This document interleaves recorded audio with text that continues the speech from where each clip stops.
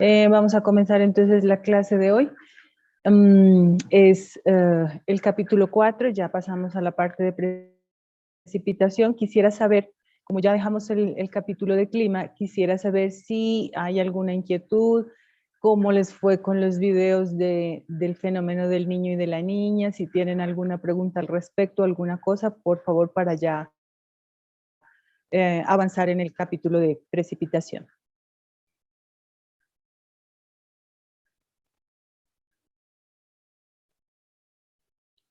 Ok, bueno, entonces si no hay dudas, avanzamos. Al final de la clase, pues nos quedamos un ratico organizándonos para lo que sigue de aquí en adelante, ¿ok? Bueno, vamos a comenzar entonces. Bien, ahora vamos a hacer una parte introductoria de este tema de precipitación, que es el más importante de la asignatura. Es bastante larguito este tema. Vamos a trabajar con calculadora porque hay que hacer bastantes cálculos. Entonces, por favor, para esta clase, en lo sucesivo, pues con la calculadora ahí a la mano para que hagamos los cálculos, ¿ok? En la clase de hoy entonces vamos a ver los tipos de precipitación, cómo se mide y la interpretación de esas mediciones. Ya en la siguiente clase pues haremos la parte de cálculo de la medición, de las metodologías que se tiene para representar la medición de la precipitación y cómo se aplica pues esa interpretación, ¿vale? Bueno, de precipitación ya hemos hablado durante toda la asignatura. Desde el comienzo arrancamos por el ciclo hidrológico y empezamos a hablar de precipitación, que es una parte importante del ciclo hidrológico. Siempre como que comenzamos por ahí, ¿no? Entonces, pues aquí vamos a profundizar un poquito más y lo importante es que vamos a aprender a graficar, a representar esa precipitación en un punto determinado y a interpretar esos resultados.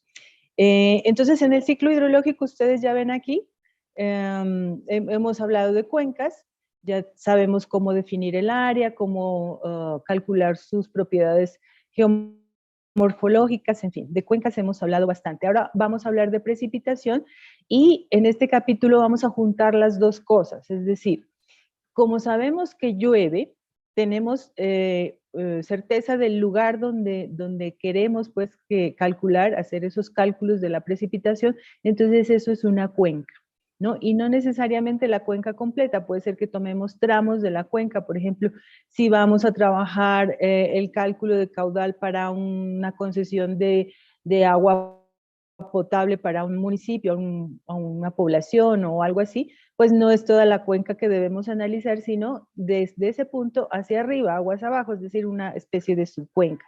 O a veces cogemos un afluente de la cuenca, o necesitamos, por ejemplo, calcular un distrito de riego, un represamiento para una pequeña central hidroeléctrica o una grande, bueno, en fin. Entonces, son puntos sobre las corrientes donde vamos a ubicarnos para calcular de ahí hacia arriba, aguas arriba, cuánto sería el caudal que las precipitaciones que normalmente caen en esa área, en esa superficie, pues causan, generan, ¿no? ¿Qué caudal generan hasta ese punto? Entonces, de esto se trata el capítulo que vamos a comenzar. Entonces, es un fenómeno de alimentación del ciclo hidrológico, como ya lo habíamos dicho, ¿no? Entonces, aquí, por ejemplo, está lloviendo, está alimentándose el ciclo hidrológico, está lloviendo sobre esta sección de la cuenca, hay una parte de agua que se queda en las copas de los árboles, vamos a aprender a estimar ese valor, no se calcula, pues porque no se puede hacer de manera precisa, pero sí se puede estimar un valor del agua que se queda en las copas de los árboles. Otra parte cae y se infiltra superficialmente y otra parte llega más hacia la profundidad, a alimentar las aguas subterráneas, ¿no? Los acuíferos. Y otra parte circula, ¿no? Circula por las corrientes y eso es lo que nos forma el caudal. Esa parte que circula por las corrientes es la que más nos interesa y sobre la que vamos a trabajar, ¿no? Vamos a calcular. De los otros fenómenos que se presentan, vamos a mirar algunas metodologías de estimación pero la que sí nos vamos a centrar es en el cálculo del balance hídrico, o sea, del caudal de esa cuenca, ¿no? Hay una parte de aquí que se evapora, también es importante para ese balance hídrico. La infiltración, por ejemplo, superficial es importante para los temas de agricultura. Bueno, y así, cada metodología tiene una aplicación. Aquí en esta imagen nos hacen un zoom de este punto de desembocadura, que es esta imagen de aquí. Entonces, lo que necesitamos es este caudal. Ustedes ya vieron hidráulica, pues ya manejan el término de caudales, supongo que vieron canales abiertos, entonces estos ríos, estas fuentes, se comportan como un canal abierto. No es un canal, pues la diferencia con los otros canales es que generalmente esos canales que uno construye pues son rectos y tienen superficies más lisas. Aquí en las corrientes pues no son perfectamente rectos y sus superficies son más rugosas, están en contacto con el suelo, pues entonces hay unos fenómenos de infiltración. Aquí, por ejemplo, cuando el nivel freático está por encima del nivel del río, esas aguas subterráneas están alimentando el cauce, ¿no? Y cuando está por debajo, digamos por aquí, pues es el cauce el que está alimentando esas aguas subterráneas, subsuperficiales y las aguas subterráneas. Entonces vamos a aprender a graficar esos procesos de precipitación y de variación del caudal a partir de las precipitaciones mediante los hidrogramas unitarios y los dietogramas, que son estos dibujitos que ven aquí. Aquí lo han dibujado pues hacia abajo, pero generalmente se dibuja hacia arriba. Bien, entonces la importancia de los fenómenos de precipitación es porque, como ya lo dije, esos fenómenos son los que nos permiten tener una escorrentía directa sobre la cuenca, es decir, el caudal de la fuente. Hay procesos de infiltración que son muy importantes para la agricultura. Los procesos de evaporación también son interesantes porque nos ayudan a calcular el balance hídrico, es decir, cuánta agua circula por aquí. Lo que hacemos es, como ya lo vimos en otra clase, calcular la precipitación, restarle la evapotranspiración, o sea, la evaporación y la transpiración de las plantas, y lo que nos queda es el caudal de la cuenca o de la fuente, es decir, la escorrentía. Ahí vamos a mirar también, así muy por los laditos, la recarga de acuíferos, que es un cálculo de las aguas, una estimación, digamos, de las aguas subterráneas, mediante el cual pues se alimentan estos acuíferos. Y vamos a determinar el caudal básico de los ríos, que es el caudal que normalmente circula por los ríos cuando no hay fenómenos de precipitación. ¿Ok? Bien. Y como les decía, es importantísimo entonces trabajar y analizar la precipitación porque los datos que nos dan estas metodologías contribuyen para la planificación a largo plazo, ya que esa precipitación se ve menos afectada por los cambios antrópicos que nosotros generamos acá, ¿no? Acá las actividades que nosotros hacemos afectan la cobertura vegetal, afectan la capacidad de infiltración del suelo, la capacidad de transpiración de las plantas, la capacidad de acumulación de la lluvia en estas plantas, en los árboles, los tiempos de concentración, es decir, cuánto se demora una gota que cae en la parte más lejana de la cuenca en llegar hasta la desembocadura, ¿no? Todo eso, todas nuestras actividades afectan esos temas. Pero lo de la precipitación se ve menos afectado. No que no afectemos, pero sí es poco representativa, digamos, estas actividades humanas, es decir, los cambios antrópicos, afectan poco la cantidad de precipitación. Entonces, por eso las mediciones pues son más o menos, digamos, no exactas, ¿no? Pero se acercan muchísimo a la realidad. Entonces, a partir de la precipitación, pues vamos a poder entender un poquito y estimar los valores en el ciclo hidrológico, porque ahí pues los efectos de los cambios antrópicos son menos importantes. Bueno, retomando un poquito estas gráficas y lo que hemos hablado desde termodinámica y también cuando hablamos de clima, sobre lo que pasa sobre la superficie terrestre, ¿cierto? Hemos hablado de que aquí en los 10 primeros kilómetros pues es donde más se presentan los cambios con lo que tiene que ver con tiempo, ¿no? Los cambios inmediatos, ya vimos la diferencia entre tiempo y clima, entonces el tiempo varía pues muy constantemente y varía siempre y pues esos cambios, esas variaciones se ven reflejados aquí en los primeros 10 kilómetros de la atmósfera, lo que conocemos como tropopausa. Acá arriba, hasta los 60 kilómetros, pues ya la afectación sobre los fenómenos climáticos es menor. Por encima de esos 60 kilómetros está la ionosfera, que es una capa, como su nombre lo indica, está ionizada, o sea, está intensamente electrificada, y es importante para la transmisión de ondas de radio únicamente, no nos afecta mucho en los cambios climáticos y en los fenómenos del tiempo, ¿no? Lo que sí nos afecta bastante es esta capa que está por encima de la troposfera, más o menos hasta los 30 kilómetros de altura, donde acá en la parte más alta se encuentra la capa de ozono, es decir, la capa que absorbe la radiación ultravioleta y evita que toda esa radiación llegue hasta acá, hasta la superficie del planeta, pues, o hasta la litosfera, que, pues, porque provocaría bastantes daños y afectaciones. No estábamos adaptados para recibir toda esa radiación ultravioleta que pudiera llegar de manera directa, porque siempre ha estado aquí la capa de ozono, protegiéndonos de esa radiación. Entonces, la capa de ozono permite que esa radiación se refleje, deja pasar la luz visible, como veíamos en una gráfica anteriormente, solamente la luz visible, y esa radiación de luz visible pues es la que calienta la superficie, ¿no? Calienta pues la superficie del planeta y pues también aquí la capa superior se calienta un poco. Y habíamos hablado también cuando hablamos de clima y del factor altura sobre la variación de la temperatura, por ejemplo, y pues miramos esta variación que es más o menos lineal, ¿no?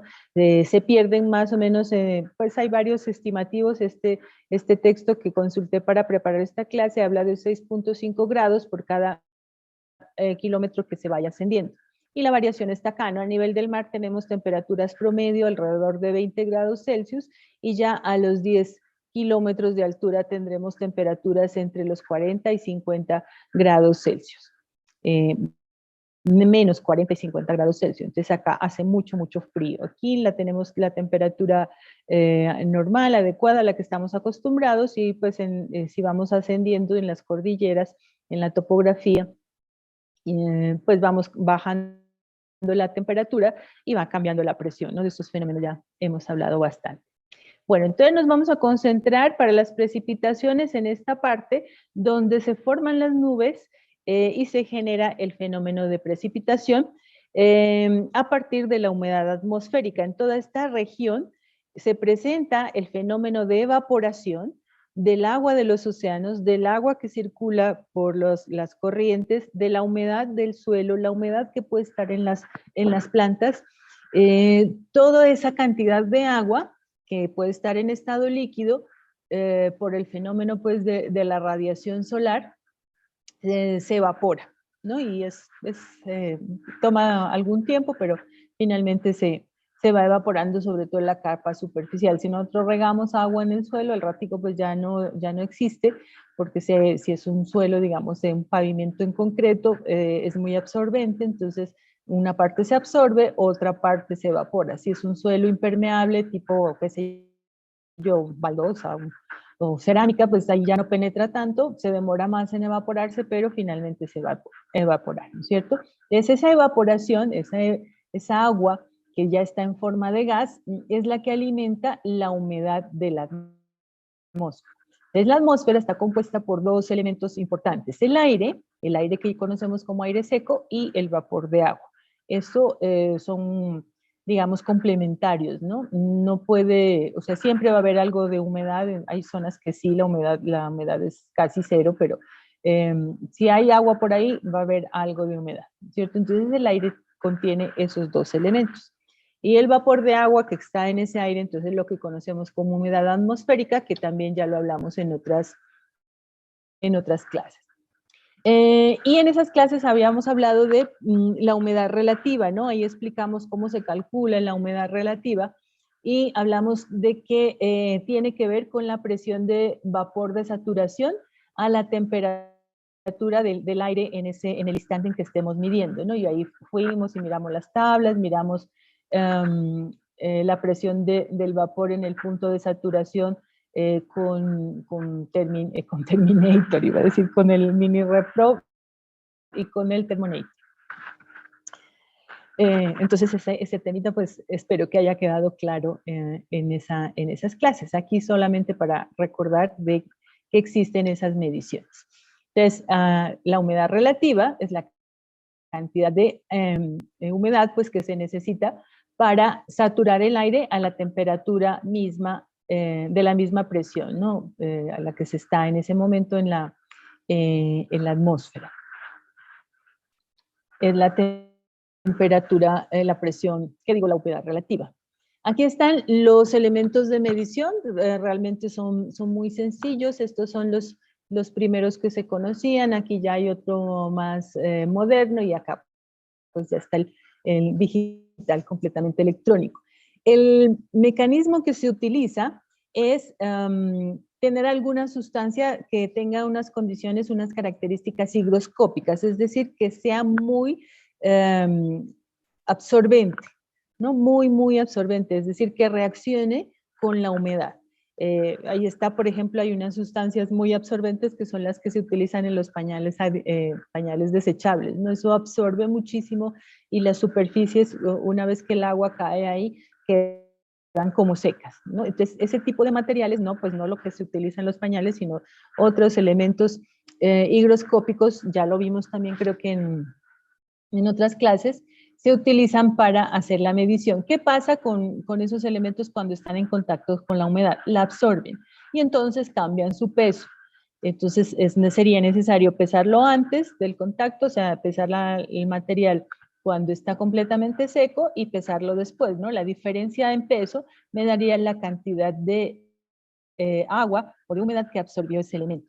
Otros materiales son más, digamos, modifican más el volumen, es decir, cuando absorben esta humedad, aumentan de volumen. Entonces, estos equipos son susceptibles, pues son muy sensibles, los materiales son muy sensibles, los equipos miden esa variación y entonces la transforman a una escala de porcentaje cuando se trata de humedad relativa o como de densidad, es decir, unidades de masa sobre unidades de volumen, ¿no? Entonces tenemos esos dos mecanismos de medición. Los electrónicos pues trabajan también con sensores magnéticos que también pues son muy sensibles y miden de manera más precisa la humedad y la temperatura. Siempre estos equipos van a tener esos dos valores, ¿no? Porque la humedad relativa se mide con relación a la temperatura que se tiene en el momento de la medición.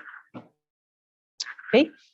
Bueno, eso en cuanto a la medición. Más adelante vemos otro equipo de medición que hace unas gráficas que es sobre el cual vamos a trabajar, ¿no?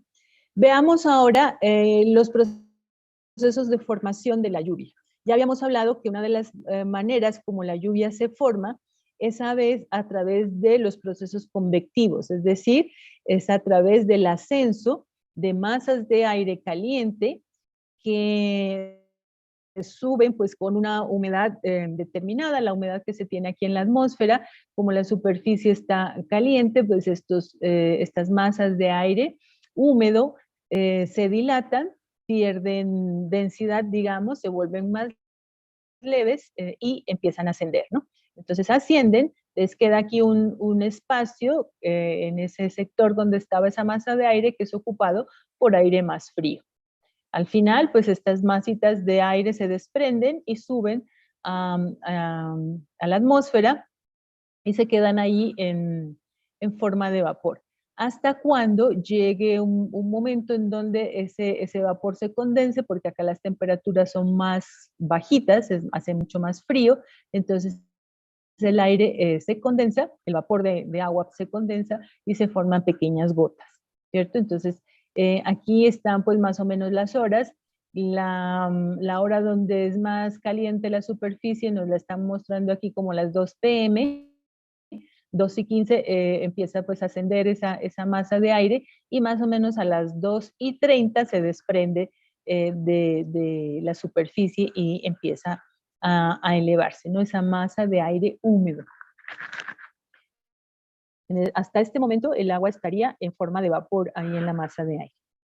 ¿Ok? Y después de eso, pues si hay las condiciones necesarias, el vapor de agua se condensa y se forman pequeñas gotas en la superficie, son muy, muy pequeñitas, y ya están en estado líquido, pero son demasiado pequeñitas, entonces flotan, como flota el polvo, como flotaría una fibra, una cosa que es muy, muy leve que va flotando. Están flotando ahí esas pequeñas partículas y empiezan a chocarse con otras. Son partículas de agua en estado líquido.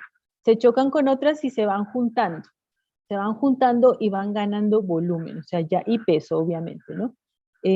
¿Hasta cuándo? Hasta que se han juntado tanto que empiezan a caer. Descienden porque ya la gravedad es capaz de atraerlas, entonces van descendiendo y en el camino se van juntando con otras goticas y se van volviendo más grandes.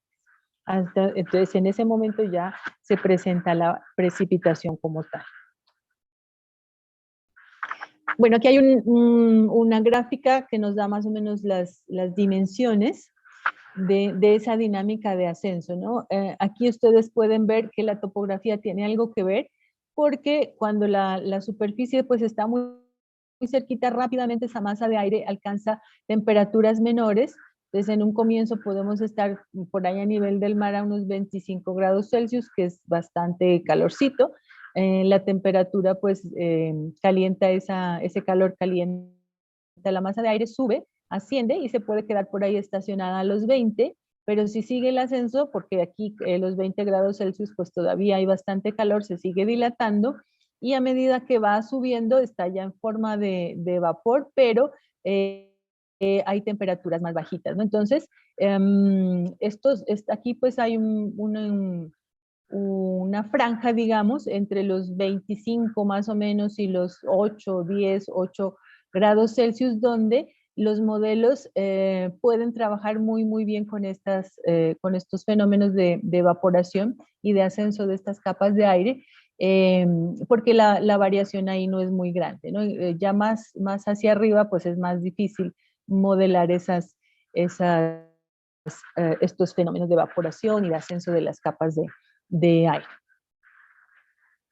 Por encima de los 5, ya llegando a los 6, 7, a los 4, a los 3, el agua pues ya se condensaría y ya se pasaría al estado líquido. Y por encima de los, digamos, por debajo de los 0 grados ya pasaría a estado sólido, es decir, ya no sería la gótica de agua, sino pequeñas partículas de nieve o agua o de hielo, ¿no? Agua en estado líquido, en estado sólido, perdón. ¿Alguna pregunta hasta aquí?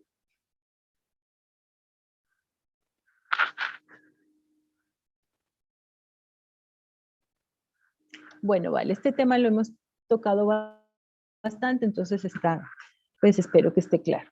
Hay un fenómeno, un término que siempre vamos a encontrar por ahí en los textos de climatología y de hidrología, que es la advección, que es la transferencia de vapor de agua del líquido superficial a la atmósfera, que la provoca el viento, ¿no? Entonces los vientos son capaces de arrastrar esas masas de aire que está húmedo, que tiene una determinada temperatura, digamos que no es baja, ¿no? Son temperaturas un poco más altas. El viento arrastra esas masas de aire y cuando se encuentra con accidentes topográficos, con relieves, pues ese viento lo que hace es hacer que ascienda esa masa de aire caliente. como está ascendiendo hacia arriba, pues la temperatura es más baja y por tanto baja también la temperatura de la masa de aire, se va enfriando. Entonces esa masa de aire cede calor a la atmósfera, al ambiente y se enfría. Aquí también hay un fenómeno de ascenso y cambio de de presión atmosférica, ¿cierto? A medida que estamos más hacia arriba, pues la columna de aire es menor, por eso la presión atmosférica es menor. Como hay una presión atmosférica menor, la masa de aire se puede expandir fácilmente. No hay nada que lo esté comprimiendo o la compresión es más leve, digamos, que acá abajo. Acá abajo tenemos una columna de aire más grande, más pesada, entonces la presión atmosférica acá en las partes más bajas es menor.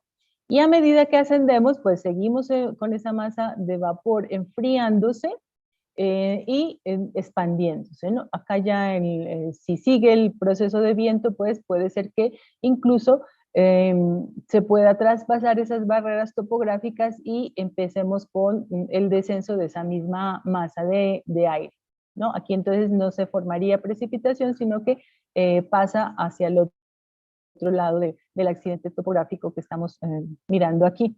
Y entonces vuelve y se calienta y estaría aquí en forma de vapor todavía a una temperatura pues, similar a la de la superficie en ese punto. ¿Ok? Ese es el fenómeno de advección.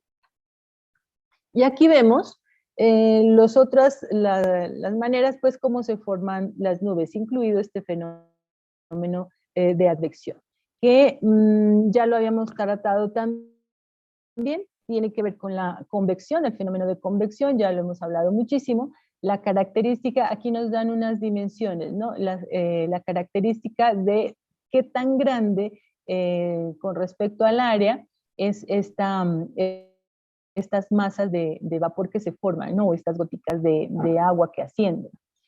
Cuando son fenómenos de convección, las áreas son pequeñas, las áreas que abarca son pequeñas. Aquí nos están hablando de distancias de más o menos 5 kilómetros, ¿no? Entonces, esta es una formación de nubes por convección, de enfriamiento por convección. Aquí tenemos el fenómeno de advección, que abarca distancias muchísimo más grandes, se puede llegar pues alrededor de 150 kilómetros, porque ya son las cordilleras completas, que, o sea, son masas de aire muy, muy grandes, y este fenómeno pues abarca áreas muy grandes, ¿no? El viento empuja el vapor, y el vapor empieza a ascender, se enfría, y se vuelve líquido, pasa a su estado líquido, se condensa, y entonces forma las nubes. Y aquí pues el viento incluso ayuda a impulsar esas nubes más hacia arriba. Aquí tenemos el otro fenómeno, que es por el encuentro de masas de aire que viajan en sentido contrario. Entonces aquí vemos pues la masa que viene de este lado y la de la derecha, chocan, y entonces la masa de aire que está aquí en ese punto donde se chocan se eleva, se llama convergencia al fenómeno. Aquí hay una diferencia de presiones, en este punto habrá baja presión, y las corrientes pues, de aire que circulan vendrán de puntos de alta presión, ¿no? Todos esos son los vientos, ya lo vimos cuando estudiamos los vientos. Este fenómeno de convergencia abarca pues áreas muchísimo más grandes, que están alrededor de 500 kilómetros. Entonces aquí ya estaríamos hablando de vientos planetarios, ¿no? De los vientos grandes, pues los alisios de los que ya hablamos en clases anteriores. Y aquí también está el otro fenómeno que permite la formación de nubes, que es el encuentro de dos masas de aire frío que tienen como diferente conformación. Entonces aquí vemos una forma circular, esférica de la masa de aire, y aquí una forma más lineal, digamos, ¿no es cierto? Entonces también se encuentran estas dos masas de aire frío y el aire caliente que puede en ese encuentro pues asciende por este fenómeno. Aquí el frío pues es como si tuviera, digamos, como si le pusiéramos una barrera allí. El aire frío es más denso, más pesado, entonces no se eleva. Entonces el aire caliente se eleva como por encima de esa capa de aire frío, y se presenta entonces este fenómeno de ascenso de estas masas de aire cálido y que pues al ascender nuevamente se condensan y nos forman las nubes, ¿no? Estos fenómenos ya son muchísimo mayores y aquí nos están hablando de distancias de 1500 kilómetros para que se formen estos fenómenos de convección. Entonces aquí en la parte baja, digamos, perfectamente cabe una ciudad, ¿no? Entonces son fenómenos macro, digamos, de formación de nubes. Bueno, de los fenómenos que nos forman las nubes son el ascenso y el enfriamiento, que llevan el vapor de agua al punto de rocío, es decir, a la condensación. Cambia de fase de estado líquido, de estado vapor a estado líquido. Esa condensación del vapor pues forma estas gotas que son muy, muy pequeñitas en primera instancia y que si la temperatura baja mucho, pues no serían gotas de agua, sino cristales de hielo, pequeñísimos cristales de hielo. Cuando son goticas de agua, pues tienen dimensiones muy pequeñas, son esféricas generalmente, y están entre 0.004 y 0.1 milímetros de diámetro de la gotica, ¿no? Entonces son pequeñísimas, no las podemos casi que observar, entonces son tan leves pues que se mantienen ahí en la atmósfera formando las nubes. Pero esas nubes pues están en continuo movimiento, tiene que ver con los fenómenos de rotación del planeta y los vientos, y entonces se están moviendo, están suspendidas en el aire, pero se mueven constantemente. Entonces en ese movimiento chocan con otras partículas y se juntan, se van juntando, se agrupan y nos forman gotas más grandes que ya son susceptibles pues de reaccionar, o sea, ya las puede atraer la gravedad, entonces caen y en el camino pues van arrastrando otras goticas y se van haciendo más grandes. Esa es la formación entonces de la precipitación. Aquí vemos más o menos para que tengamos una idea de las dimensiones. Al principio pues las góticas son muy muy pequeñas, son pequeñas partículas líquidas que pueden chocar entre sí y formar otras un poco más grandes o pueden ir descendiendo lentamente, ¿no? Son pues muy muy pequeñitas, pero igual pues pueden ir descendiendo. Entonces se forma este fenómeno de coalición o coalescencia, que es ese choque de las partículas, esa unirse, agruparse con otras partículas y formar gotas más grandes. Puede suceder también con los cristales de hielo, que se van juntando, van chocando, pues y van haciendo cada vez más grandes y van a formar la o en otras circunstancias el granizo. Aquí vemos los tamaños típicos. Cuando la gota de agua cuando el vapor de agua se condensa, tiene alrededor de 0.2 micras de diámetro esa gotica de agua, ¿no? Entonces es muy pequeñita, que está en escala para que veamos la diferencia. Ya cuando están ahí suspendidas en el aire, en las nubes, el tamaño de las gotas de agua que forman las nubes es de más o menos 20 micras.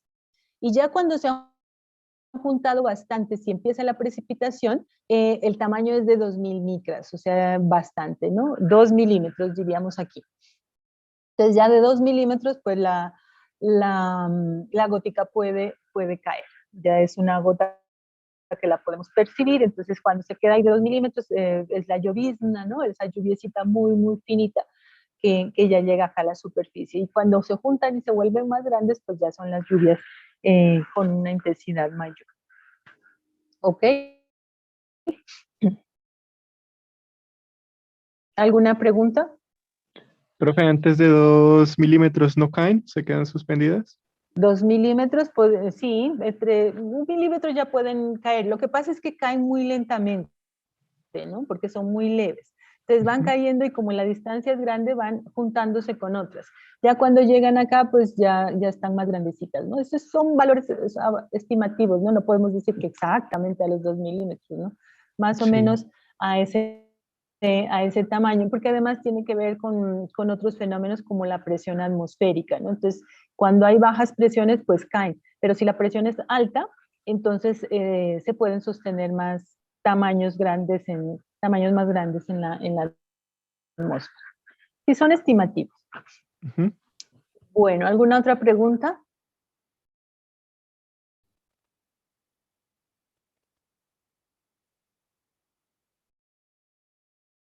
Alguna vez en este tema alguien preguntó que si las nubes eran agua en estado supercrítico, ¿no? ¿Se acuerdan de termodinámica? Que les mostré un video de CO2 en estado supercrítico y tenía esa forma, ¿no? No se puede identificar muy bien como la fase líquida y la fase vapor, entonces se formaba ahí como una nube, digamos. Entonces se prestó para confusión en esa época, porque creo que pensaron que la nube era agua en estado supercrítico. No, no, las nubes son agua en estado líquido, solo que las partículas pues no están completamente agrupadas, y entonces hay una densidad mayor, y por tanto, perdón, una densidad menor, y entonces por tanto las vemos ahí como dispersas, como si fueran vapor, pero realmente están en estado líquido. Bien, avanzamos entonces aquí para mirar pues esta pequeña gráfica de cómo se forma la precipitación, o sea, reiterar lo que hemos visto. Y aquí pues nos dicen, ¿no? Las gotas que se van juntando y van cayendo son las que forman la lluvia. Aquí tenemos temperaturas que son por encima de los 0 grados Celsius, porque por debajo pues ya tenemos la formación de nubes, perdón, de nieve y de cristales de hielo, ¿no es cierto? Entonces esa temperatura es la que me dice a mí si lo que se va a presentar es lluvia o si lo que se va a presentar es caída de nieve o incluso granizo, ¿no? A veces está el agua sólida en las nubes, son partículas muy pequeñas, se empiezan a juntar y entonces ya puede ser que la temperatura esté alta por encima de los 0 grados acá en la superficie, pero allá arriba sí estaría en estado sólido, digamos, y se van derritiendo a medida que van bajando y va cambiando la temperatura. Y en muchas ocasiones no alcanzan a derretirse completamente y nos cae el granizo aquí en estas zonas, ¿no? Por abajo de los 0 grados, pues y acá puede haber agua, porque la temperatura aquí, como tenemos una capa acá que nos protege pues del paso de la radiación solar, entonces esa capa se calienta en la parte superior, por encima del ozono, o la capa superior de ozono puede estar caliente, entonces ahí puede estar el agua en estado líquido. Pero al atravesar ya podemos tener temperaturas por acá inferiores a los 0 grados y vuelve y entonces se congela y cae como bolas de hielo, es decir, el granizo, ¿no? Son gotas de agua que llegaron en algún momento a congelarse, pero que finalmente caen eh, aquí a la superficie con un tamaño menor, con un poco, pues porque se derriten un poco al cambiar de temperatura, ¿vale? Entonces la formación de lluvia, nieve y granizo. Aquí hay una gráfica que nos muestra más o menos cómo es que cambia la precipitación en invierno. En invierno podemos tener estos frentes de aire frío y aire un poco más caliente que no son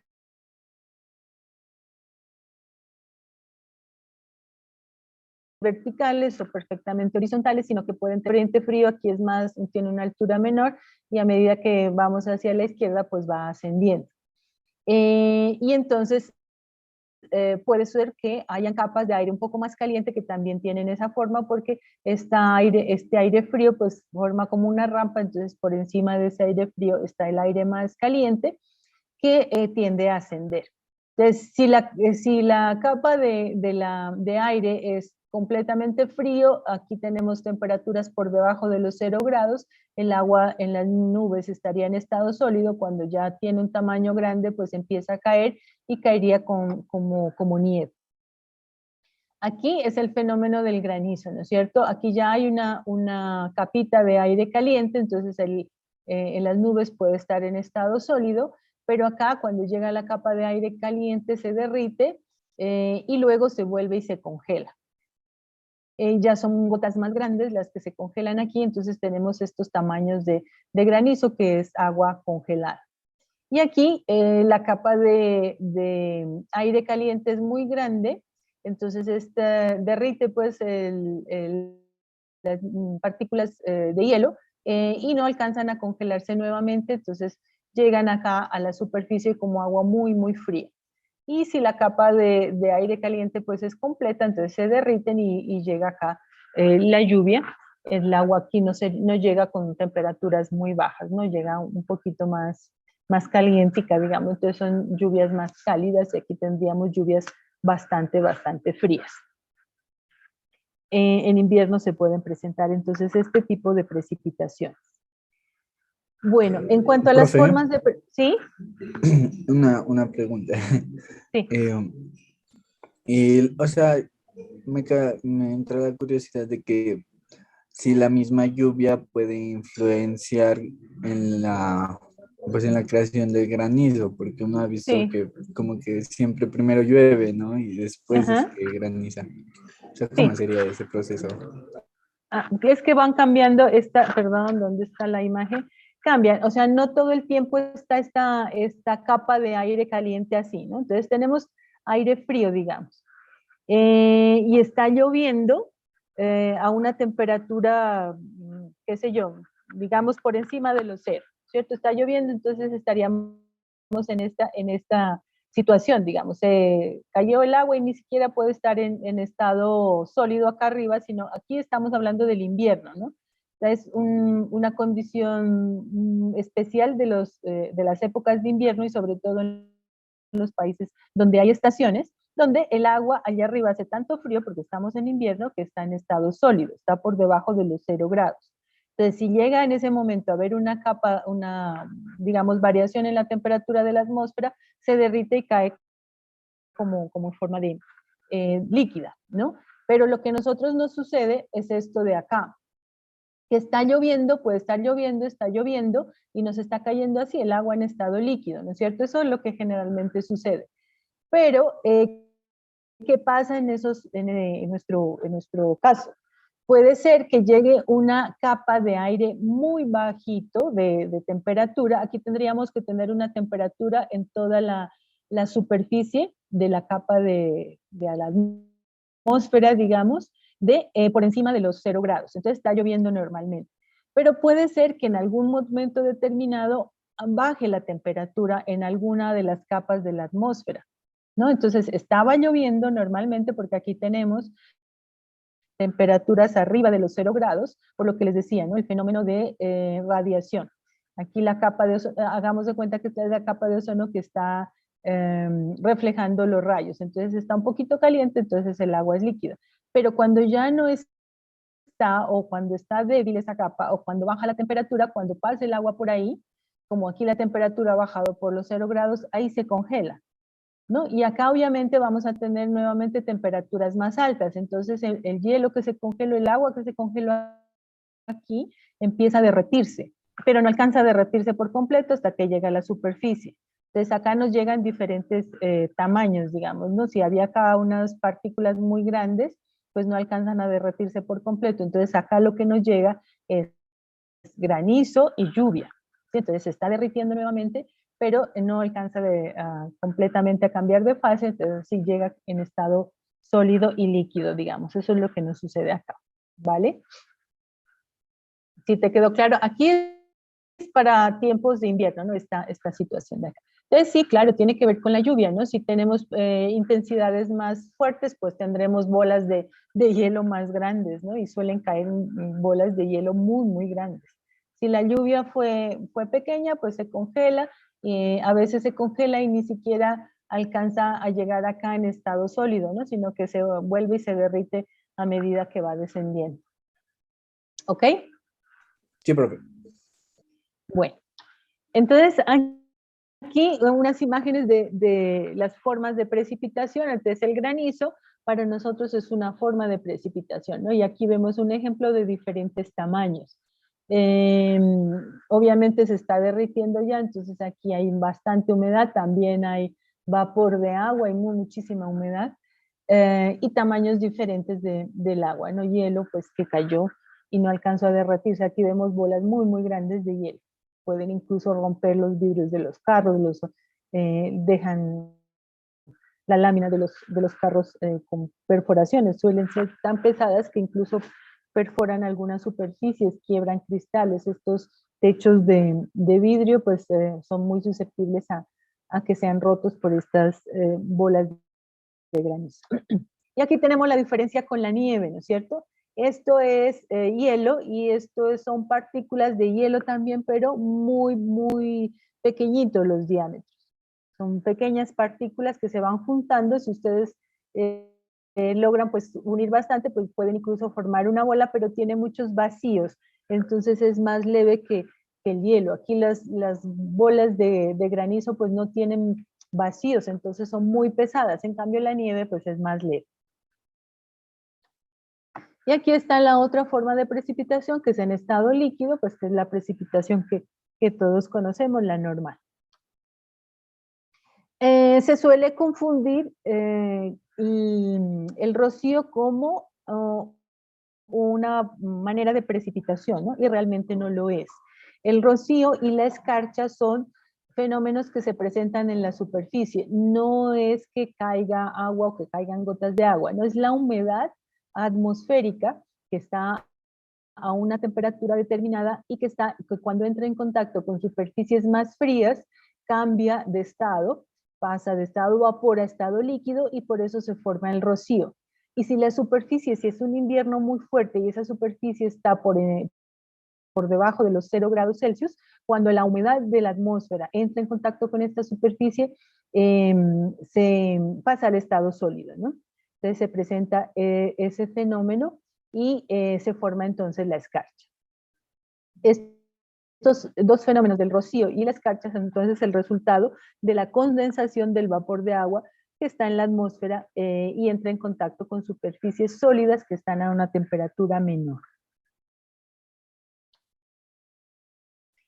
Bueno, ¿alguna pregunta hasta ahí?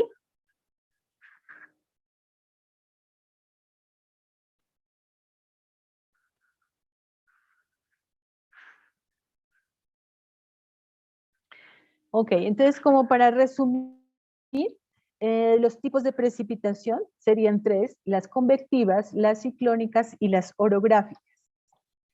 Estas son las precipitaciones convectivas que abarcan áreas pequeñas, como ya lo vimos, ¿no? Y es ese fenómeno de ascenso del vapor de agua de la atmósfera y condensación en las partes más altas donde las temperaturas son menores, y aquí tenemos temperaturas por debajo de los de 0 grados Celsius, pues estaríamos hablando de nieve, de hielo, pequeñas partículas de hielo que quedan suspendidas en la atmósfera. Cuando ya entran en contacto con algún elemento un poco más cálido, si es hielo, entonces se derriten y caen como precipitación, ¿no? Y lo mismo sucede cuando estamos con el agua en estado de vapor. Si entra en contacto con superficies más frías, pues también se condensa, se forman las partículas de agua que cuando se juntan ya forman unas gotas que son capaces pues, de llegar acá a la superficie. Y aquí vemos pues la relación con la temperatura, ¿no? Tiene que ver mucho con la capa, la temperatura de la capa de aire en la cual se encuentran suspendidas estas partículas de agua. Y tendremos entonces lluvias suaves, lluvias muy fuertes o incluso no tendremos lluvia, ¿no? Sino en la etapa inicial donde solo hay ascenso.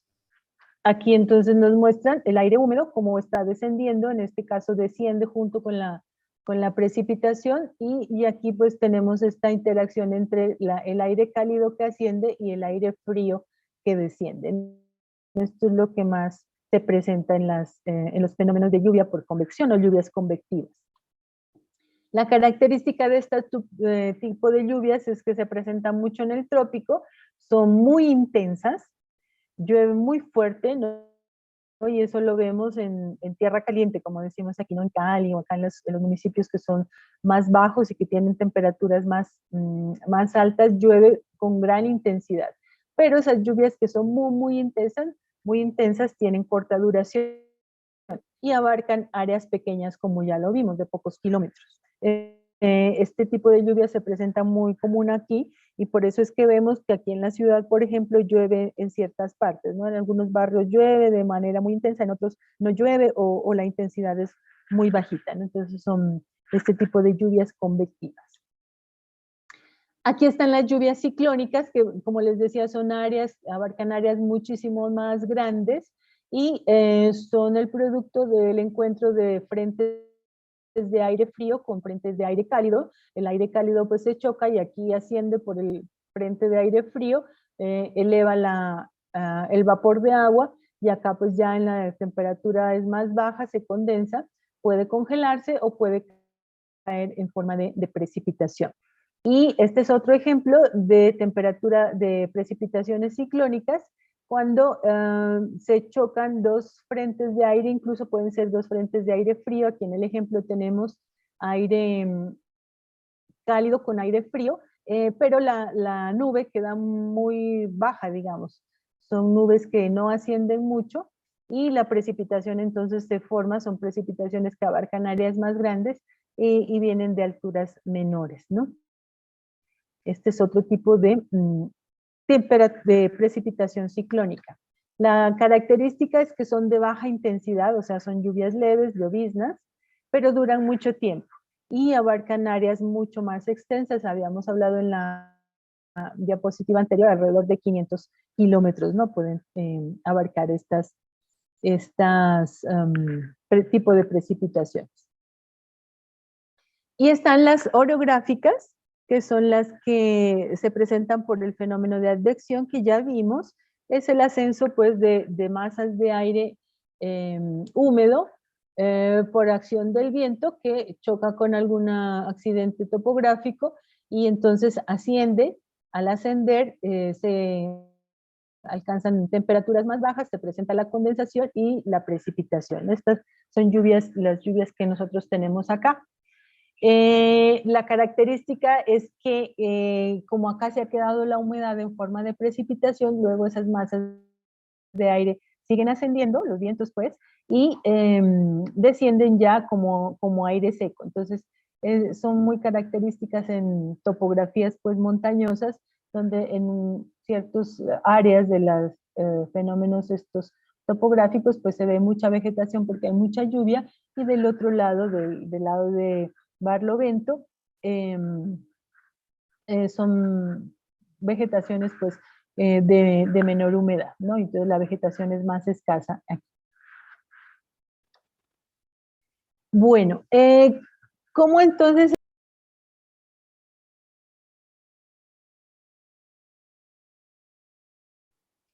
los aparatos que miramos acá? Se me olvidó el nombre.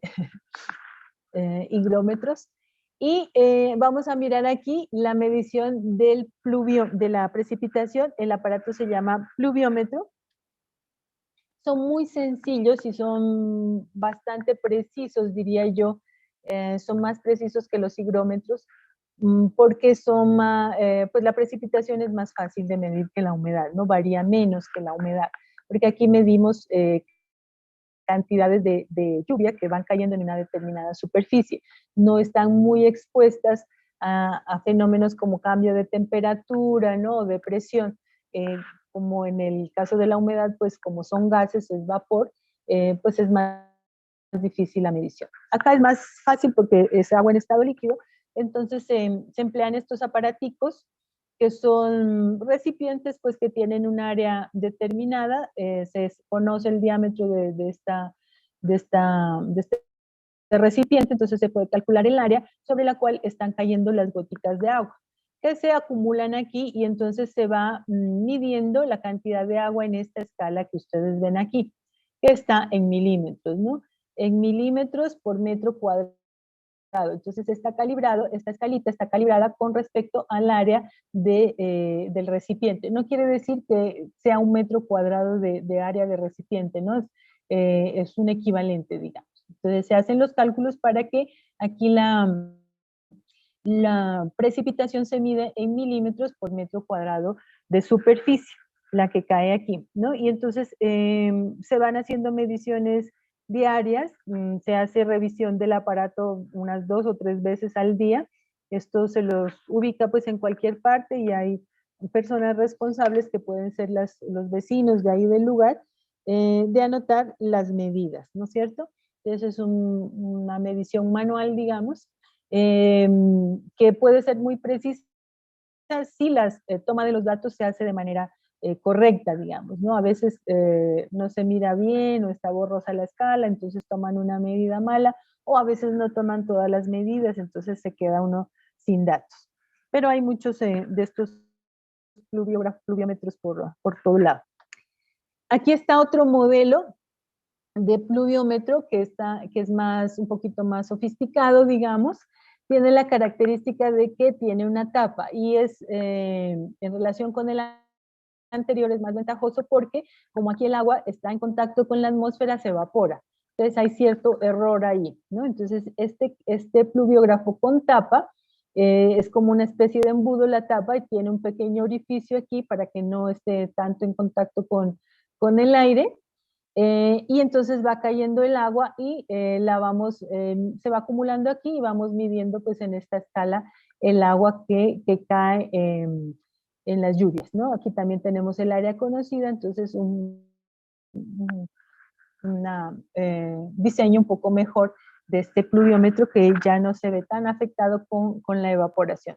Si aquí en la superficie hay algún fenómeno de evaporación, pues cuando entra en contacto ese vapor con la superficie del recipiente, pues se vuelve líquido nuevamente y vuelve y cae, ¿no? Entonces aquí tenemos como una recirculación, digamos, de esa evaporación, de tal manera que no se ve tan afectada la medición de la precipitación. Y aquí tenemos ya un pluviógrafo, ¿no? La diferencia es que aquí tenemos una gráfica. Entonces el sistema es más o menos el mismo. Acá tenemos la superficie que colecta el agua, aquí pues cae la precipitación, colecta y baja por esta tubería a un recipiente que tiene un flotador. Entonces cuando va aumentando el nivel del agua, pues el flotador asciende y está conectado con una pluma que grafica pues ese ascenso y descenso aquí en este rodillo que está continuamente girando, ¿no es cierto? Entonces está girando y a medida que gira, pues la pluma va haciendo una marca de dónde está el flotador que está aquí adentro. Una vez que el recipiente se llena, pues se vacía y entonces el flotador cae y entonces la pluma baja y nuevamente comienza el conteo. Ahora vemos más en detalle ese mecanismo. ¿No? Aquí está una manera pues de hacer el vaciado, que es que inicialmente la gota cae aquí, cuando se llena este lado de este balancín, hace peso suficiente, capaz de levantar, entonces cae y el agua cae en este orificio y se levanta esta parte de acá, entonces empieza a llenar la otra parte, ¿no? Y entonces se está llenando, se está balanceando, botando el agua por este orificio o por el otro, ¿no? Es un sistema interesante que puede ser el que está aquí abajo o aquí en el recipiente para el vaciado.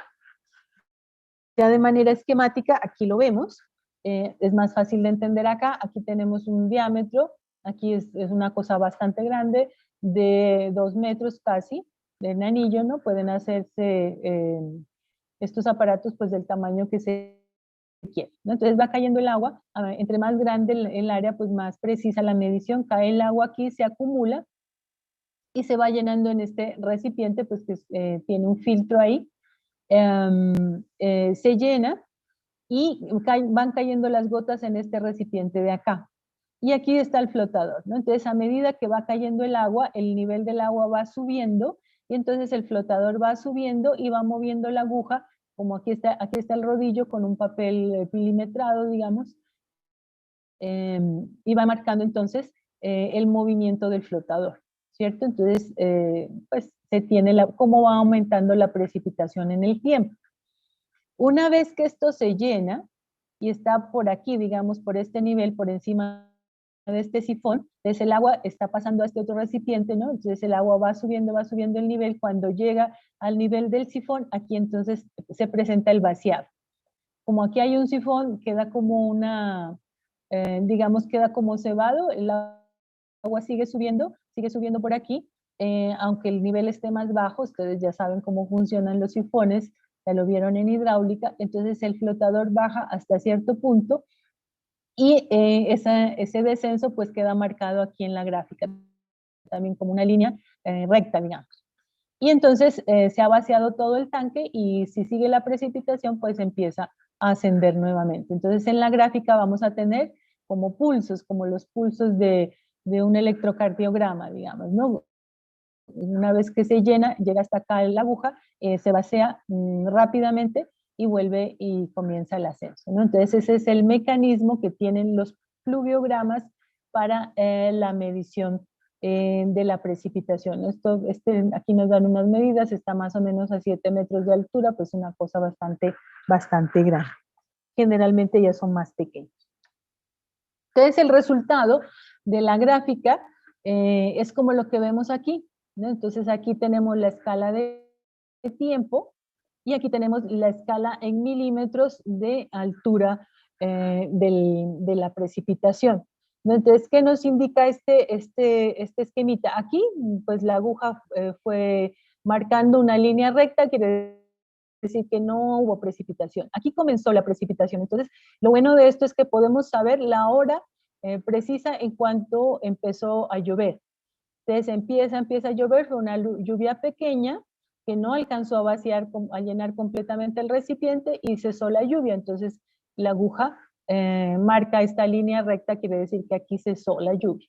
Y aquí empezó a llover, pero la precipitación duró más tiempo que la anterior, incluso aquí la inclinación me da también la intensidad, ¿no? Entre más inclinada quiere decir que la precipitación fue más intensa, es decir, llueve más, una cantidad mayor de agua en ese tiempo. Hasta aquí, entonces aquí podemos saber a qué hora paró de llover y se mantuvo constante. Entonces no llovió en este tramo. Luego vuelve y comienza a llover y sigue lloviendo y llegó a este punto a las 13:30 más o menos, y aquí ya se llenó el recipiente, entonces se vacía completamente y empieza a subir nuevamente. Entonces se vacía el agua y empieza a subir nuevamente. Quiere decir que esta lluvia que empezó aquí no acabó aquí, sino que continuó y terminó aquí. Es decir, empezó digamos que empezó aquí a las 13 horas y terminó aquí más o menos a las 15 horas, ¿no? Pues 10 para las 15, digamos. Aquí otra vez hubo un receso en la lluvia y vuelve y comienza a llover intensamente, se llena nuevamente el recipiente, se vacía y llega aquí. Entonces, este punto y este punto me están indicando el periodo de la lluvia, a qué horas inició y a qué horas terminó. Aquí pues no alcanzó a llenar nuevamente el recipiente, entonces se mantiene la aguja constante, quiere decir que no llovió, y aquí vuelve y juega. Empieza una lluvia a las 22:50, con una intensidad primero leve, pero luego aumenta la intensidad, sube rápidamente, llena el recipiente, se vacía el recipiente y sigue lloviendo, entonces vuelve y se llena y vuelve, se vacía y vuelve y se llena. Entonces esta es una lluvia que duró desde las 22:50 más o menos hasta la 1 y, bueno, aquí están las 24 horas, ¿no? Hasta la 1:30 más o menos. Y tuvo pues toda esta cantidad de agua que llovió. Entonces, como esta escala es de 10 milímetros, esta lluvia tiene aquí más o menos de 4 a 10, son 6 milímetros, más estos otros 10, más estos otros 10 serían 26 milímetros, más estos de aquí que son más o menos 2, serían 28 milímetros, ¿no? Entonces, fue una lluvia en la cual cayó una lámina de agua de 28 milímetros en cada metro cuadrado. Aquí paró, luego se mantuvo ahí constante y vuelve y juega otra lluvia, ¿cierto? Entonces, estos resultados del pluviograma es los que aprovechamos para hacer el análisis y las mediciones de estas precipitaciones que se presentan en el tiempo. ¿Ok? ¿Quedó claro cómo funciona? Por favor, es importante que lo entiendan. Sí, profe. Todo el mundo, por favor, si tienen alguna duda, este es el momento. Profe, Sí. ¿Y dónde se puede conseguir un aparato de esos? En el IDEAM. Pues eso Ah, los venden, ¿no? Hay empresas, incluso yo he estado por comprarme no esto, sino un molinete. Hay empresas que fabrican este tipo de aparatos que no tiene que ser de este tamaño, como les digo, puede ser más pequeño. De hecho, son más pequeños, ¿no? Ellos son especialistas en la fabricación de estos aparatos, no solamente fluidogramas, sino todo lo que tiene que ver con medición de tiempo y de clima. Y los compras, tú metes a internet y ahí vas a encontrar muchísimas marcas, muchísimos modelos, ¿no? Este es uno muy simple, antiguo, por eso es las dimensiones, porque los aparatos anteriormente no eran tan sensibles, ¿no? Ahora son muchísimo más sensibles, todo esto es electrónico, este aquí era mecánico, ¿no? Entonces lo único que tenía electrónico o eléctrico era un motorcito pues que mantenía rodando este cilindro. Los de ahora son muchísimo más sofisticados y más pequeños, pero deben ser costosos, ¿no? Yo no he buscado, la verdad es que el semestre pasado lo que hice fue que los estudiantes presentaran los aparatos de medición, les dejé de tarea. Entonces presentaron varios modelos, ¿no? Por eso es que no tengo aquí como dibujitos de estos, ya los voy a ir actualizando. Bueno, entonces, a través de este mecanismo de medición, podemos determinar la intensidad de la lluvia, ¿no? Y esa intensidad de la lluvia se mide como la diferencia de altura con respecto al tiempo. Entonces, si cogemos esta lluviecita de aquí, por ejemplo, vamos a medir cuánto es la altura en milímetros de la precipitación con respecto al tiempo que se demoró esa lluvia, ¿no? Entonces, aquí hay un delta H dividido entre un delta T. Y si hacemos esa división, pues sería como la tangente de este ángulo, ¿no es cierto? ¿Qué significa? Que entre más inclinada esté, pues la precipitación fue menor en un tiempo más largo, o sea, una intensidad menor, es decir, llovió muy suave, ¿no? Son las lloviznitas, las lluvias leves, pues, que son bastante largas, suelen ser muy largas en el tiempo, pero la cantidad de agua es bajita, ¿no?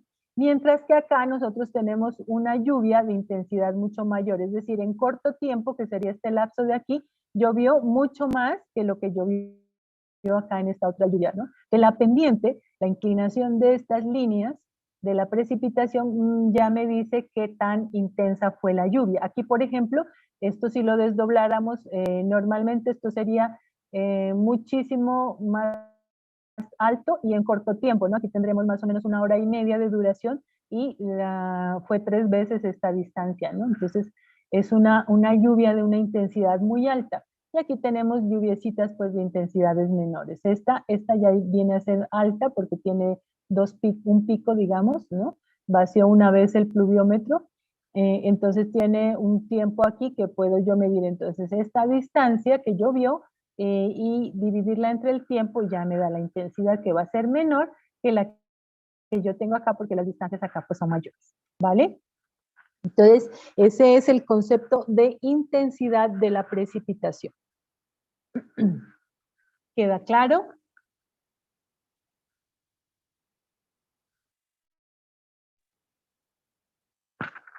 Aquí parecería que el único que entiende es Diego, pues porque los Profe, demás ni sí profe, ni no. disculpe.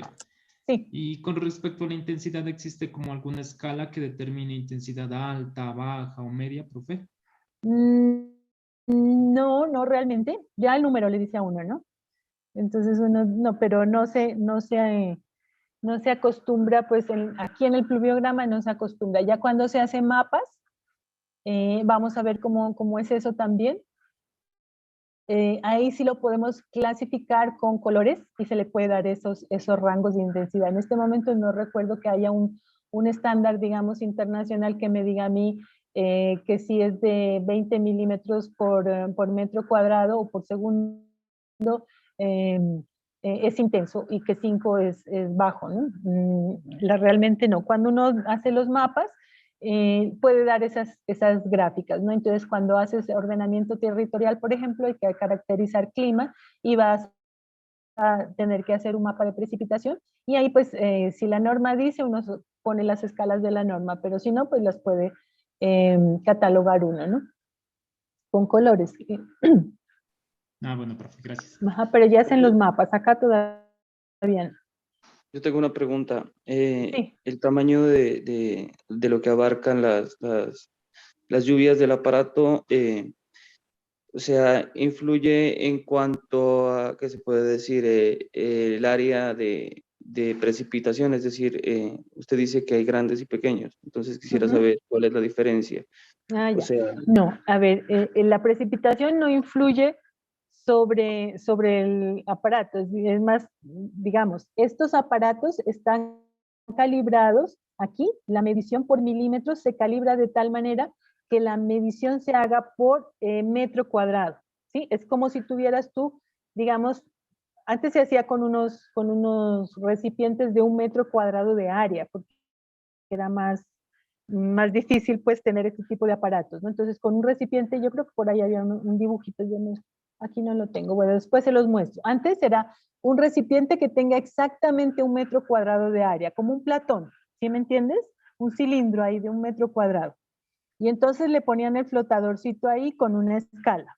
Ay, es que aquí hace falta el tablero pues para dibujar. Yo se lo dibujaría.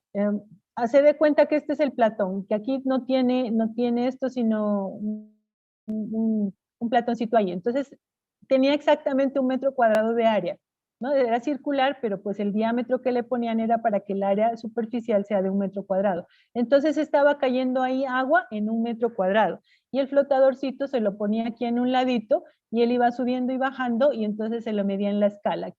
Entonces, ¿qué significa eso? Que si subió, por ejemplo, 5 milímetros, esos 5 milímetros cayeron sobre un área de 1 metro cuadrado. ¿Ok? ¿Sí me entiendes? sí, profe, sí, o sea, sí, por eso le preguntaba si el tamaño del aparato incidía Ah, ya, ya. Ajá. Claro, entonces ahora ya no son de 1 metro cuadrado, ¿no? Pueden ser mayores o pueden ser menores. Pero ya aquí al hacer la gráfica aquí, entonces hay una manera de calibrarlo de tal manera que lo que cayó aquí en 60 centímetros, digamos, acá lo midamos como si estuviera cayendo en 1 metro cuadrado, ¿vale? profe, sí quedó claro. Bueno, eso también se hace en esos recipientes iniciales que les mostré.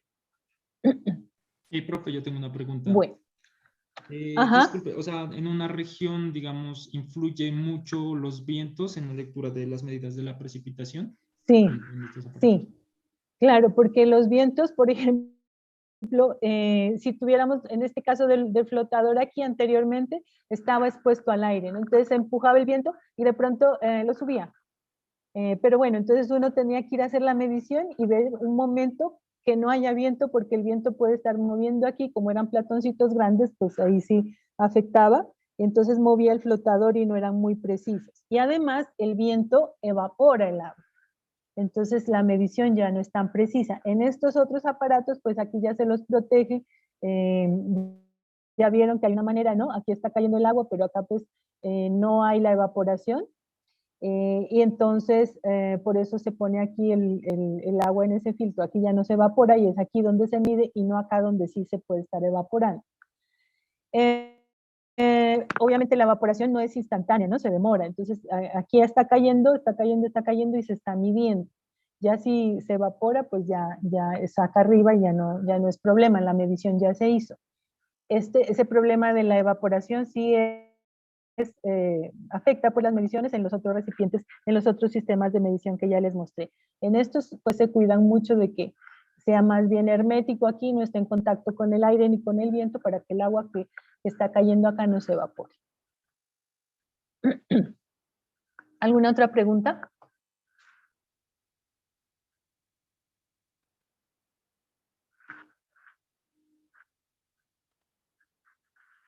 Bueno, vale. Entonces, ustedes ya vieron que, en la misma gráfica quedan como varias lluvias, ¿no es cierto? Y entonces, ¿cómo hacemos para saber, por ejemplo, cuánto llovió en el día? ¿O cuánto llovió en una hora? Porque las lluvias pueden ser de 5 minutos, de 10 minutos, de 1 hora, de 2 horas, incluso a veces llueve más y van cambiando en ese tiempo, ¿no? No es siempre la misma cantidad de agua que va cayendo. Entonces, los primeros 5 minutos llueve leve, después puede llover muy fuerte y después puede bajar la intensidad. En fin, o sea, es muy variable, muy, muy variable. Entonces, se han establecido medidas estándar pues, para poder hacer comparaciones con las lluvias entre lugares pues, y para poder hacer predicciones incluso en el tiempo. Entonces, una de esas herramientas de medición son las curvas de masa.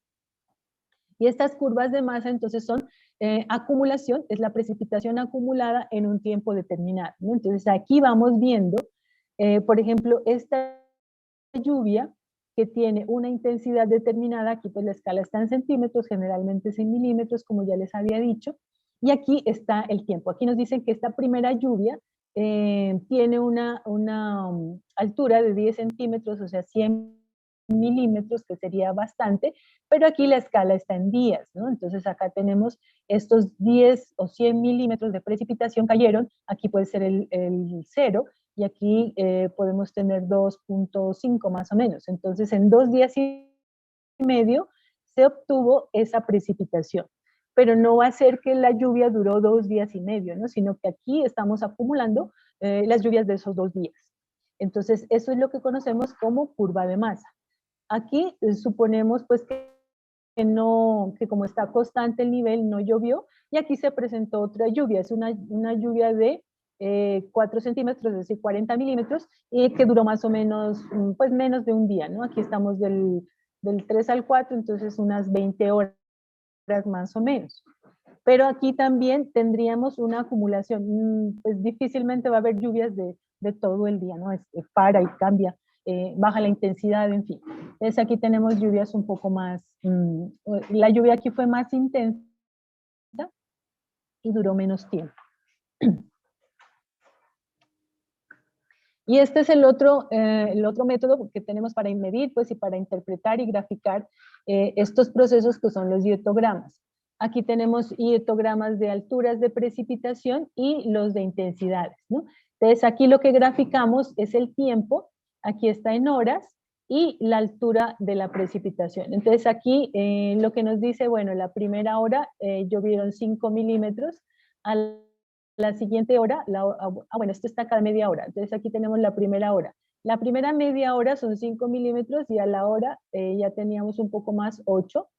Después a la hora y media tenemos 10 milímetros, a las 2 horas 15 milímetros y así sucesivamente. Entonces, con estas barras es como se grafica las lluvias con respecto al tiempo y la altura de la precipitación, de la lámina de agua que cayó en ese tiempo.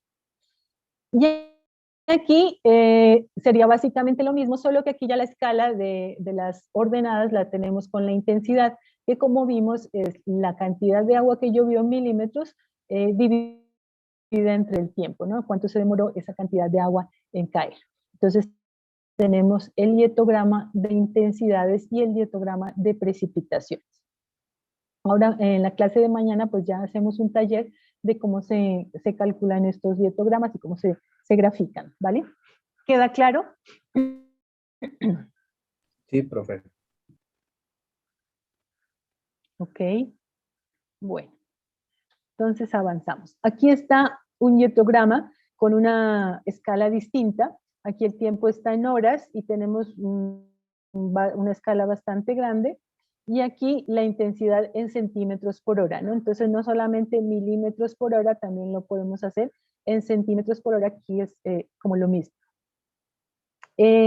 Aquí lo que vamos a ver es que si nosotros sumamos todas estas alturas, aquí en las primeras 8 horas tenemos una altura de 0.3, las siguientes 8 horas, ustedes acá ya ven que la escala es cada 8 horas, las siguientes 8 horas fue una altura de 0.26, estamos en centímetros, ¿cierto?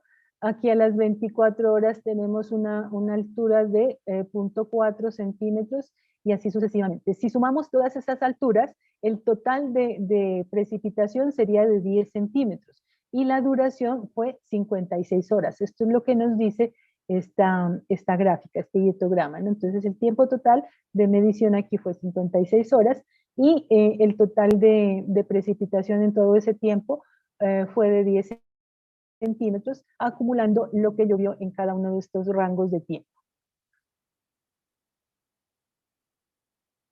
profe. Este dietograma sale de esta gráfica, ¿no? En la clase de mañana tomamos una gráfica de estas y aprendemos pues a hacer los dietogramas.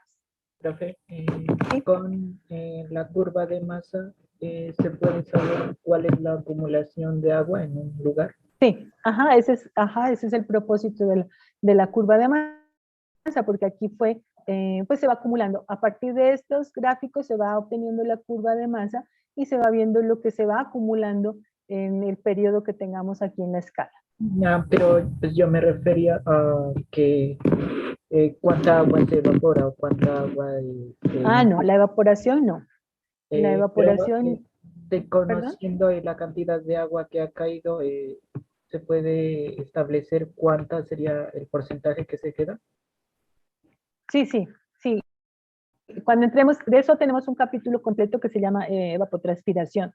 Ahí vemos cómo se evapora, cuáles son los instrumentos de medida y cómo entra eso en el balance hídrico, ¿no? Tanto la evaporación como la transpiración. Ya vamos a ver una metodología para estimar esos valores. Aquí no, porque aquí de lo que se trata es que de medir solo precipitación. Por eso los equipos que les mostré, pues tienen esas tapitas y esos elementos que evitan la evaporación antes de la medición. ¿Ok?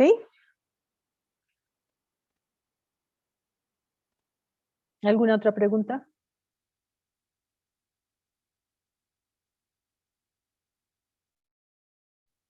Vale. Bueno, entonces, para la clase de mañana, vamos a trabajar con un elemento como este.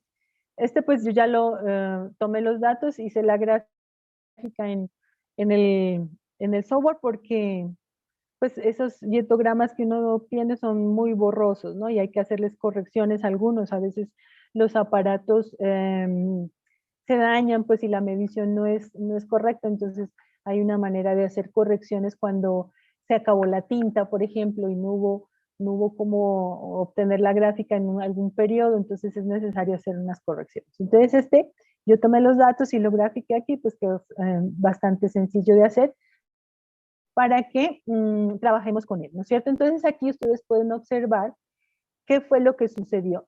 Aquí está la escala de tiempo, cada media hora, y cada uno de estos creo que son 5 minutos, 5, 10, 15, 20, 25, 30. ¿Sí, no? Entonces la línea punteada son 5 minutos y la línea continua es media hora.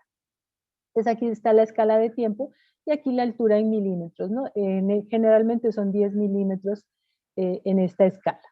Entonces comenzó a llover en esta hora, que serían las 10:15, comenzó la lluvia y cambió la pendiente aquí, ¿no? Entonces ahí yo puedo tomar el primer dato y mirar la hora, aquí serían las 10:35, 40 y 45. Y hasta ahí yo llevaba 5 milímetros de precipitación, ¿no? Entonces, mira, comenzó a las 10:15, tenía una altura de 0, y a las 10:45 tiene una altura de 5 milímetros de precipitación.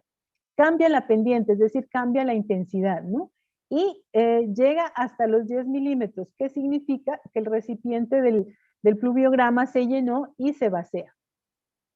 Se vacía y sigue llenándose nuevamente hasta más o menos cambia la pendiente aquí nuevamente a las 11:15 y tiene aquí una altura de 2, ¿no? Entonces a las 11:15 tiene una altura de 2. Esto es lo que yo estoy midiendo, mirando directamente acá. Pero cuando ya vaya a hacer el análisis, pues esto es una sola pendiente con esto y con esto, entonces significa, como les decía en la primera gráfica, que esta lluvia duró desde las 10:45, 10:45, perdón, hasta aquí, hasta las 11:15, con la misma intensidad.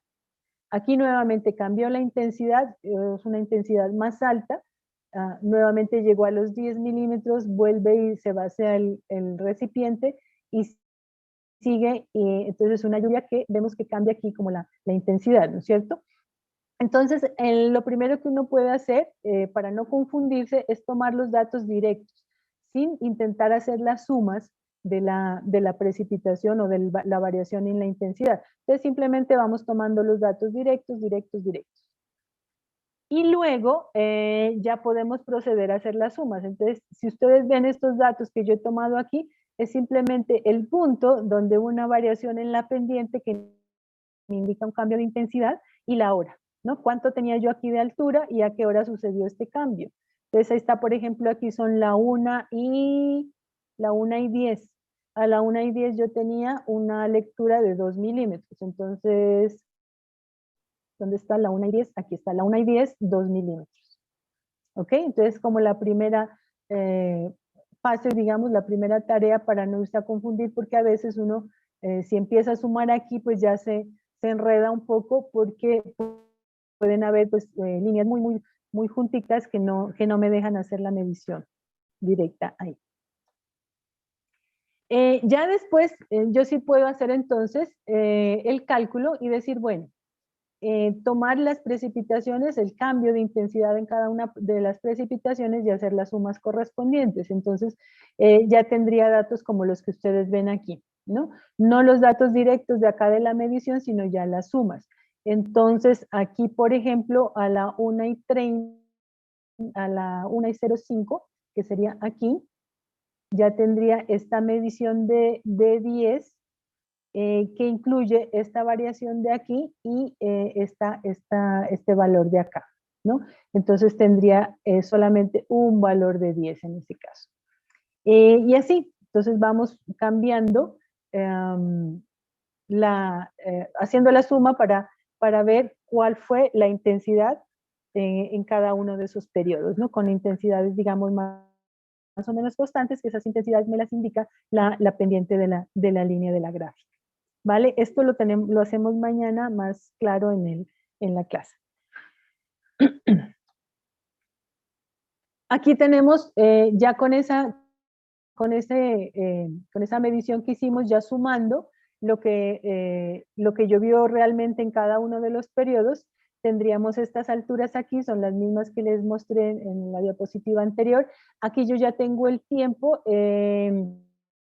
pasado, pues no medida la hora como suele estar en la gráfica, sino que aquí ya mido y voy acumulando el tiempo. Entonces empezó a las 10:15, ahí yo tenía un tiempo de 0, hasta las 10:45 llevaba media hora, es decir, 0.5 horas, porque aquí está el tiempo en horas, entonces ya lo voy a pasar a decimales, a horas en decimales, no en horas, minutos y segundos, sino decimales. Entonces aquí media hora, desde las 10:45 a las 11:05, ha pasado ya 0.83 horas y los voy acumulando, ¿no? Al final, la lluvia duró 4.5 horas y las alturas en cada uno de esos tiempos son estas. Estas alturas sí las tomo de la gráfica anterior donde ya hice la suma. ¿Ok? Y aquí tengo la sumatoria de alturas acumuladas. Entonces, al inicio 0, aquí 5, más 5, 10, más 2, 12. Entonces, aquí simplemente voy acumulando. Al final de toda esa precipitación, que duró 4.5 horas, tendré un acumulado de 72 milímetros de altura de la precipitación. Y estos son los datos que voy a llevar a la curva de masa. Entonces, miren, aquí en la curva de masa tengo las 4.5 horas de mi variación, de mi precipitación, y aquí al final el acumulado de alturas, ¿no es cierto? Entonces esto lo vamos a hacer mañana. Ver cómo pues se calculan estos valorcitos aquí, que es una cosa muy sencilla, aquí no es sino pasar el tiempo a decimales, y aquí las alturas es simplemente sumar y luego graficar. ¿Vale? Entonces, la parte matemática es muy simple, y lo que puede ser algo enredado, digamos, es la lectura de los datos en la gráfica. Una vez que se hayan tomado esos datos, hacer esta gráfica pues ya es muy elemental. ¿Ok? ¿Alguna pregunta?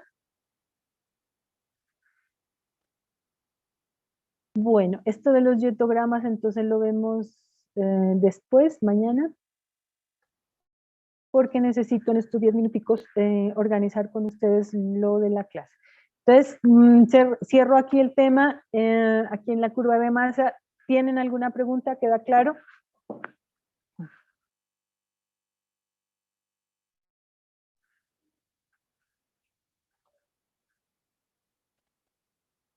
Listo. Entonces, mañana continuamos con el tema y si hay dudas, pues se van aclarando en el taller, que suele ser mucho más fácil entender con la práctica.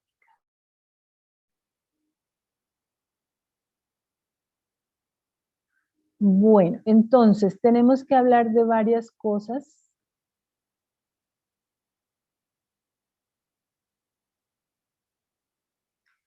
Primero lo de la evaluación, ¿no? Por ahí me estaban preguntando en el chat que yo había dicho que el examen queda para el jueves, pero lo había dicho porque pensaba que podíamos hacer el taller práctico de la parte de cuencas acá en el aula de informática.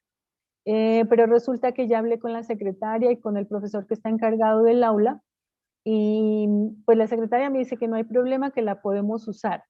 Pero el profe que está encargado me dice que primero los computadores están en muy mal estado, que se han robado los mouse, que se han robado teclados, que han dañado esto, que han dañado lo otro, que solo hay 12 computadores disponibles y que son supremamente lentos.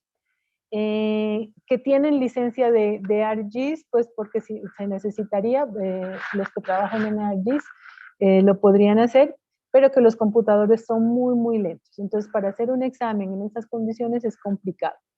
La otra situación es que ustedes podrían traer sus portátiles y hacerlos ahí en el aula. Pero él me dice que tiene clases todo el martes y todo el miércoles, que entonces no podríamos utilizar el aula en esos días. Solamente tendríamos el jueves para usar el aula. Y tendría que ser con los computadores de ustedes. ¿Qué pienso que es mejor? Pues porque ustedes ya tienen ahí la práctica, ¿cierto?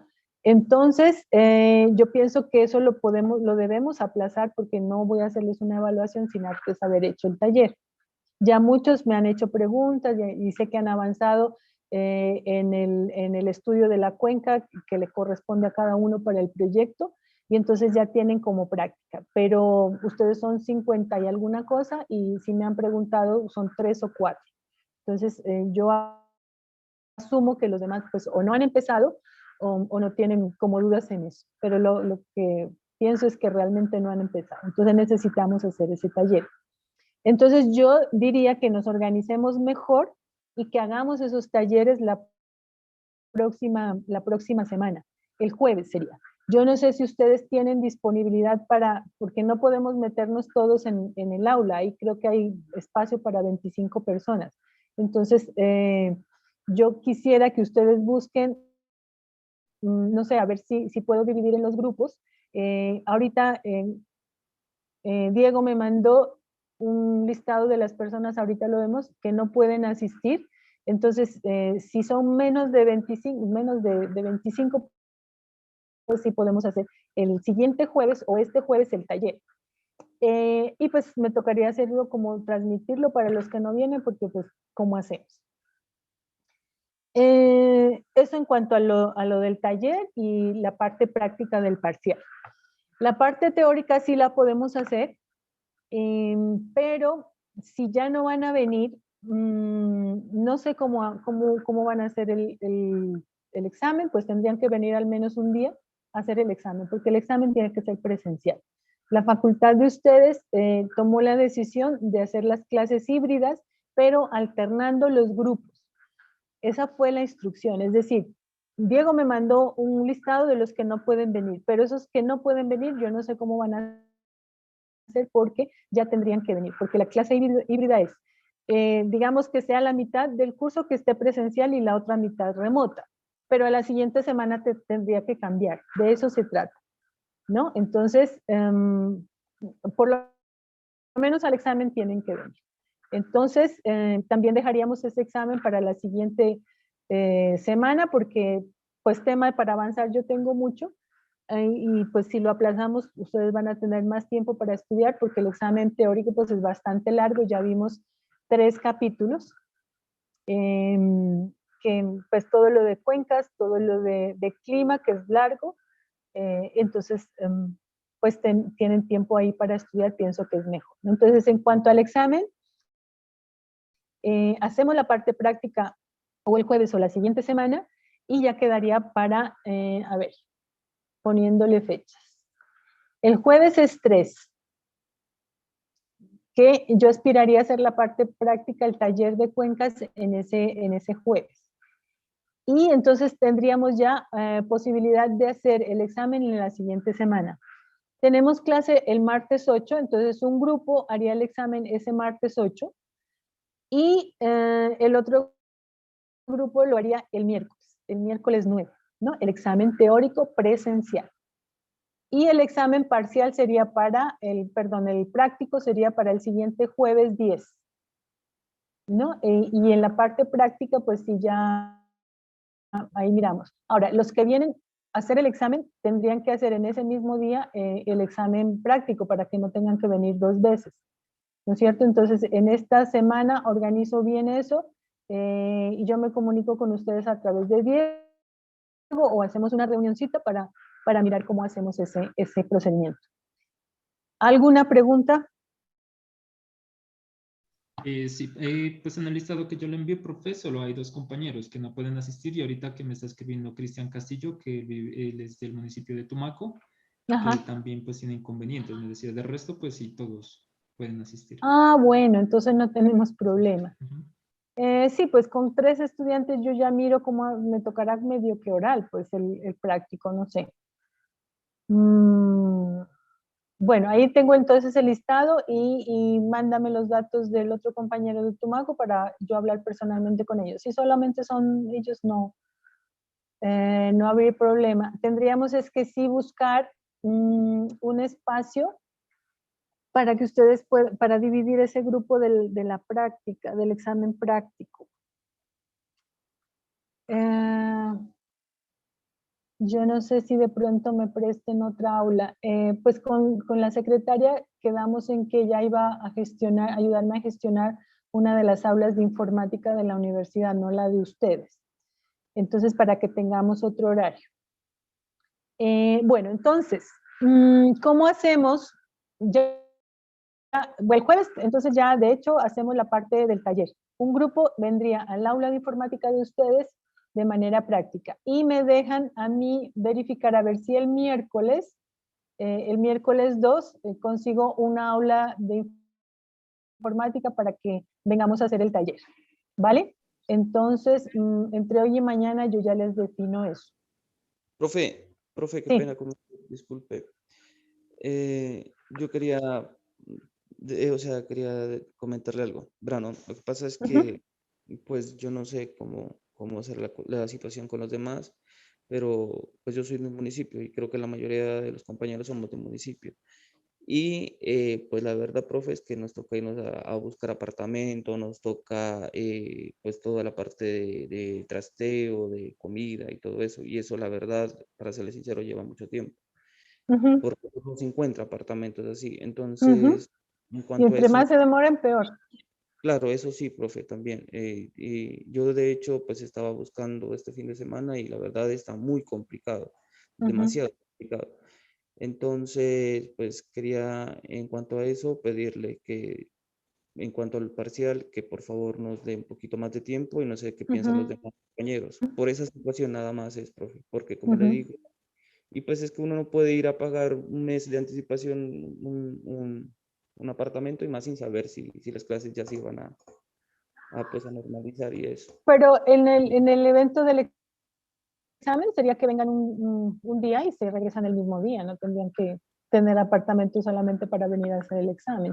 No, Profe, es que la verdad ya vamos a empezar clases, es en otras clases que también vamos a tener así híbridas, entonces pues para mí es complicado porque yo vivo a 5 horas de Pasto. Ah, te toca pagar helicóptero.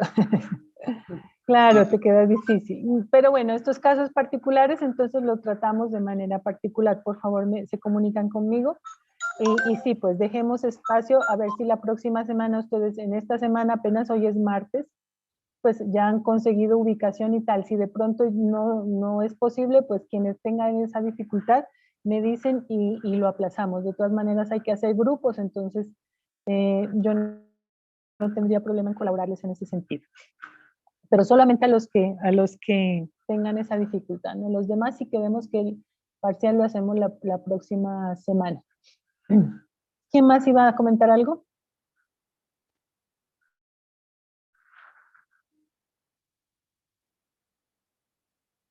Y profe, o sea que la práctica quedaría posiblemente para el día miércoles y jueves 3, ¿verdad?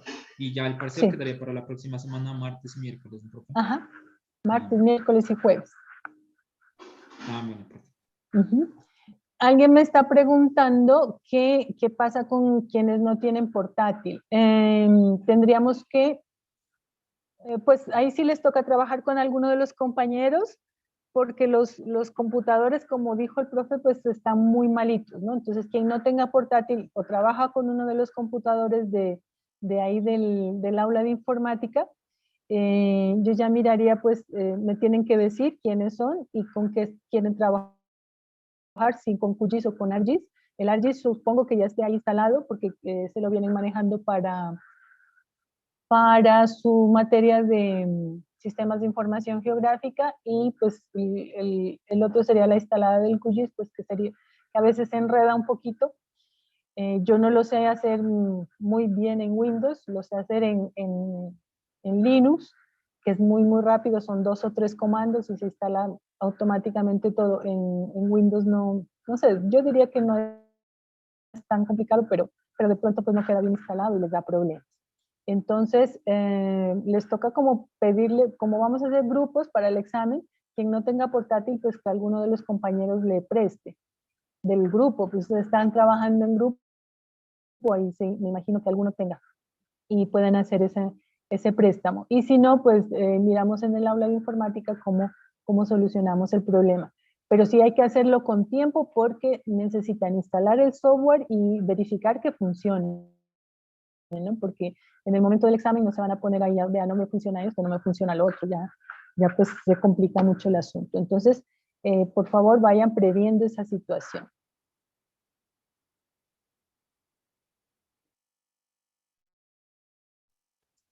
Listo. A ver, esperen, acá me dicen, las clases que están subidas así son del semestre pasado, pero esas, a mi manera de ver, están más completas que las clases de ahora. Yo por eso no las estoy grabando, porque las del semestre pasado yo tuve mucho cuidado en abordar todos los temas y hacer los videos pues lo más completos posible.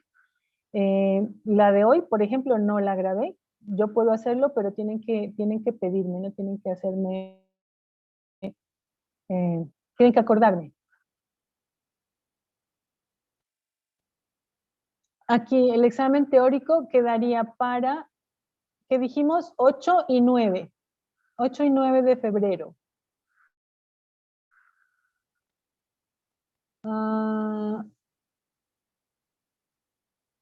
Ok, yo te atiendo ahorita después. ¿Qué más dicen?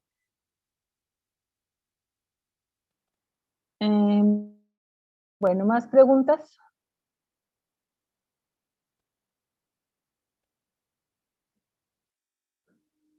Listo.